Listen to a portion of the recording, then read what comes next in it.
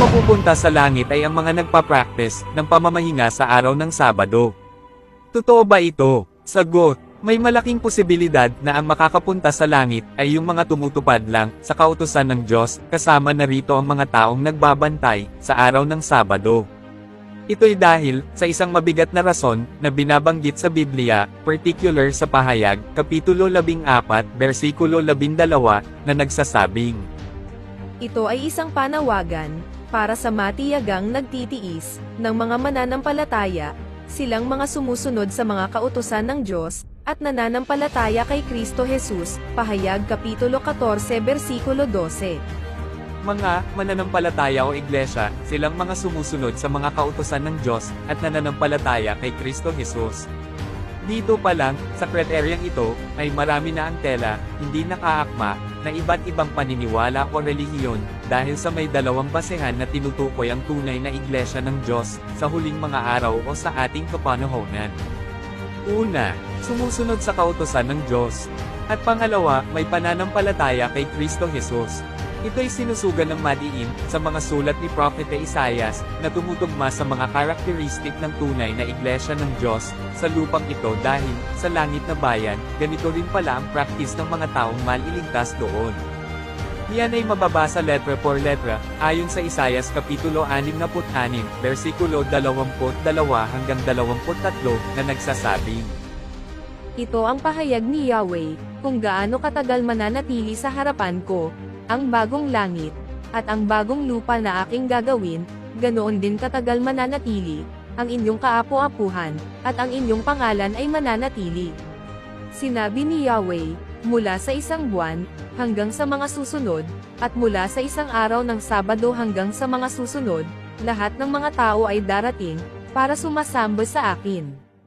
Isaias Kapitulo 66 versikulo 22 hanggang 23. Ano daw ang sabi ni Yahweh?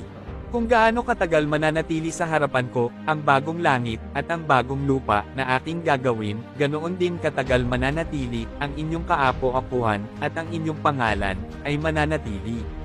Sinabi ni Yahweh, mula sa isang buwan, hanggang sa mga susunod, at mula sa isang araw ng Sabat. Uulitin ko, mula sa isang araw ng Sabat, at hindi ho Sunday or Linggo ang tinutukoy dito. Hanggang sa mga susunod, lahat ng mga tao, ay darating para, sumasamba, sa akin. Ano daw? Sa langit, pupunta ang mga tao tuwing araw ng Sabado, upang sambahin ang Diyos.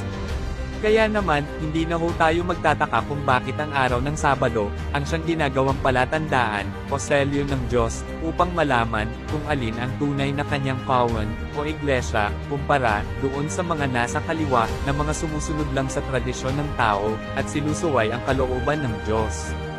Itong talata na tumutukoy sa selyo ay mariing binanggit ni Propeta Ezekiel, sa Ezekiel, Kapitulo 20, ang bersikulo ay 12, na ang sabi ay, Ibinigay ko rin sa kanila, ang aking mga araw ng Sabado, bilang palatandaan sa akin, at sa kanila, upang malaman nila, na ako si Yahweh, na siyang naglaan sa kanila, sa aking sarili.